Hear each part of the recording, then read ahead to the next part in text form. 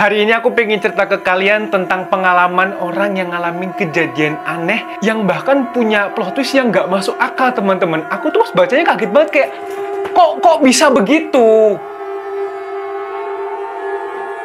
Halo teman-teman, makasih ya udah sabar nungguin aku upload lagi. Karena kemarin itu sekitar bulan Mei kan aku lolos UTBK. Jadinya aku harus siap-siap buat pindah pulau. Ya, aku udah nggak di Pulau Jawa lagi, lebih tepatnya aku sekarang ada di Pulau Kalimantan. Dan kayak yang teman-teman lihat, rambutku sekarang botak. Karena kemarin itu disuruh botak sebenarnya semua anak teknik. Waduh, ada teknik tuh. Oke, nggak usah kelamaan. Aku tahu teman-teman juga udah nggak sabar, jadi aku langsung cerita aja. Karena aku yakin kambing bisa terbang. Tonton sampai selesai ya.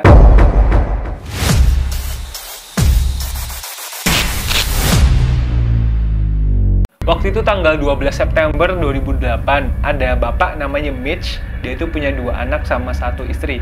Satu lah, jangan rakus. Oke, dia itu sama anak-anaknya selalu makan bareng. Dan dia itu sering ngadain makan besar, tapi untuk keluarganya sendiri. Nah, habis main sama istri sama anaknya, mereka tuh main bareng, teman-teman. Nah, sampai anak-anaknya itu ngantuk.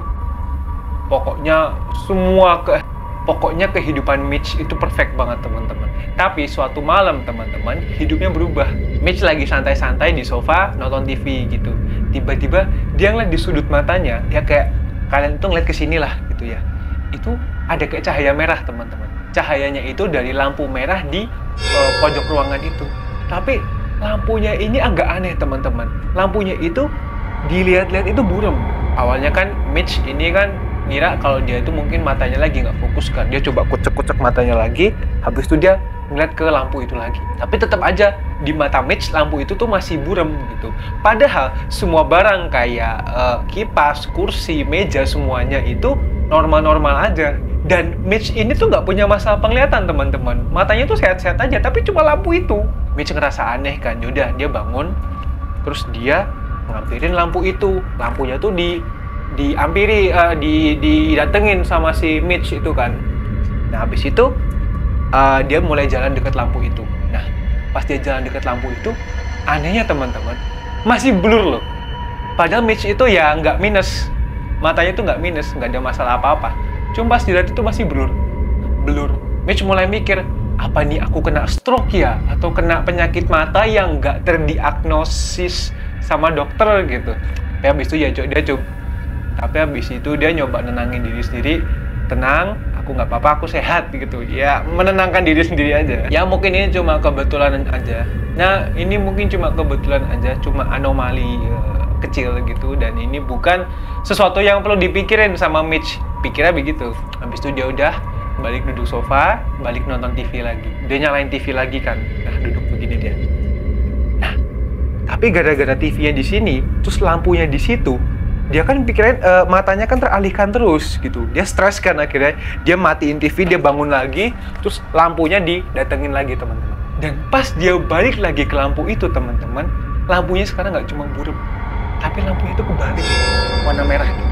Mitch ini mulai bener-bener panik karena dari semua perobotan yang aneh cuma lampu itu, teman-teman. Dia ngerasa ada yang salah sama dirinya sendiri. Nah, habis itu beberapa menit kemudian, istrinya namanya Kayla datang sama 2 anaknya. Mitch mutusin buat nggak cerita itu sama anak istrinya karena nggak mau mereka panik. Karena kalaupun diceritain emang mereka bakal percaya. Nah, habis itu malamnya mereka makan-makan lagi, kumpul-kumpul lagi. Terus yang seperti teman-teman tahu, mereka akhirnya main-main lagi, main keluarga gitulah. Habis itu udah capek, semuanya tidur.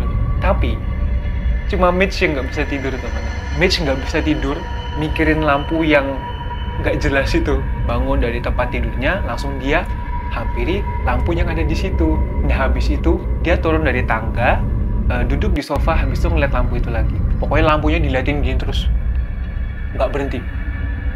Itu terus sama Mitch. Dia natap lampu itu berjam-jam, dan lampu itu mulai berubah bentuk. Kadang makin buram, kadang makin besar, kadang kebalik, kadang pindah-pindah gitu. Besoknya Kayla ini nemuin Mitch lagi ketiduran di sofa. Si Kayla nanya dong, "Mitch, kamu kenapa?" Mitch jawab singkat, "Aduh, aku kayak nggak enak badan deh gitu, pusing aku, sama agak panas juga nih badanku nih." Padahal ya gara-gara dia itu stres mikirin lampunya itu, teman-teman. Nah, gara-gara itu Mitch besoknya nggak berangkat kerja. Begitu terus sampai 3 hari ke depan. Dan selama 3 hari itu dia cuma duduk di sofa ngeliatin lampu itu doang. Kayla, istrinya mulai nggak tenang. Dia nanya, kamu nih kenapa sih? Ada yang aneh loh sama kamu, sayang. Sayang lagi, aduh.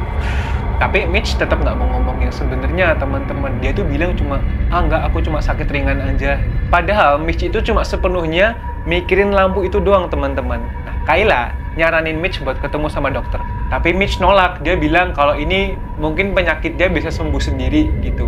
Tapi enggak, teman-teman. Tahu nggak? Kalau ternyata besoknya itu malah tambah aneh lagi. Lampunya itu malah makin besar. Akhirnya Mitch itu diajak ngomong apa-apa udah nggak ngerespon. Istrinya ngomong apa-apa nggak didengar. Apalagi sekarang dia itu ngeliat lampunya itu yang mulai menuhin ruangan. Ya Kayla panik dong ngeliat Mitch yang makin gak jelas gini kan. Nah akhirnya si Kayla ini nelfon dokter. Dan akhirnya dokter pun datang. Nah pas dokternya sampai, Mitch ini udah pingsan. Udah nggak sadar sama apa-apa dia. Di pandangan Mitch, lampunya itu menuhin semua atapnya dia. Dan di pandangan Mitch itu cuma warna merah. Habis itu teman-teman, dia dengar teriakan keras banget. Suara orang teriak-teriakan dari jauh. Tiba-tiba dia ngerasa sakit banget kepalanya. Kayak ada yang ngehantam dia. Habis itu matanya Mitch silau banget karena tiba-tiba ada cahaya terang banget. Dan pas Mitch buka matanya, dia udah nggak ada di rumah. Mitch sekarang sadar kalau dia lagi berbaring di trotoar dan dia lagi ada di samping gedung kampus di Louisiana. Nah, habis itu pas dia sadar, dia tuh udah sekelilingi sama orang-orang yang panik ngeliat dia. Mata mereka melotot ngeliatin si Mitch dan Mitch malah bilang, "Mana Kayla? Mana istriku? Mana juga anak-anakku? Mereka di mana? Aku di mana ini?" gitu kata Mitch. Tiba-tiba ada polisi yang nerobos kerumunan, langsung Mitch digendong terus dibawa naik mobil polisi. Habis itu Mitch disuruh duduk di kursi belakang. Dia nanya, "Pak polisi, apa yang barusan kejadian?" Katanya Pak polisi, Mitch itu kepalanya baru kehantam football. Ya olahraga populer di Amerika lah. Kepalanya kena, habis itu jatuh terus dia pingsan. Terus agak kunang-kunang gitu. Dia nanya, "Pak, anak istri saya mana Pak?" Pak polisinya heran, "Hah? Anak istri? Bapak aja nggak punya anak sama istri?" Mitch bingung. "Lah Pak, maksudnya apa? Saya aja baru kemarin ketemu sama dia." Dan lampu-lampu aneh itu sebenarnya nggak ada, istrinya sebenarnya nggak nyata, anaknya juga nggak nyata, teman-teman. Dan seluruh hidupnya selama 10 tahun kebelakang itu cuma ilusi di kepalanya. Pas dia nggak sadarkan diri, otaknya itu, teman-teman, nyiptain kejadian palsu, skenario palsu di kepalanya, seolah-olah hidupnya itu seindah itu, padahal cuma di kepalanya. Pokoknya hidupnya udah lengkap banget. Istri sama anaknya baik-baik, rumahnya ada, habis itu sama karirnya lancar. Mitch akhirnya gara-gara luka di kepalanya itu, dia harus dirawat di rumah sakit. Tapi jelas dia ngerasa hancur banget dong batinnya. Dia akhirnya harus menjalani terapi intensif. Terus teman-teman, Mitch ini berduka sama keluarga yang sebenarnya nggak pernah ada. Akhirnya bertahun-tahun kemudian, Mitch mulai lupa sama detail muka istri sama anak-anaknya. Tapi teman-teman, masih ada satu hal yang membekas. Kadang-kadang di mimpinya itu Mitch ngeliat ada sosok anak umur 5 tahun gitu. Seolah-olah dia tuh kayak pengen ngomong, cuma nggak kedengeran gitu. Kalau mimpi emang begitu kan, aneh banget, nggak masuk akal kadang-kadang. Dan teman-teman, aku jadi inget sama satu kasus di Amerika atau di mana gitu. Pokoknya ada orang koma kan, dia dirawat lama banget bertahun-tahun di rumah sakit. Nah pas dia akhirnya sadar lagi, dia akhirnya jadi fasih bahasa Cina. Aku juga nggak ngerti gimana, dia juga kayaknya dia paham kanjinya deh, kanji, Hanse-nya, yang tahu kan aksaranya itu. Emang susah banget dijelasin. Dan untuk cerita yang kedua adalah cerita dari Sarah. Dia juga ngalamin kejadian mistis. Plot twist ceritanya itu, astaga teman-teman, dia itu nerima telepon mistis gitu, nggak ada jawaban, tapi gara-gara telepon itu hidupnya terselamatkan. Tapi aku bakal taruh di next video.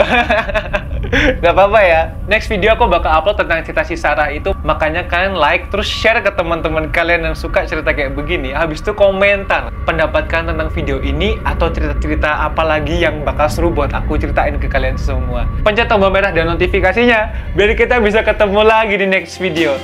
That's it. Bye-bye. See you di part 2.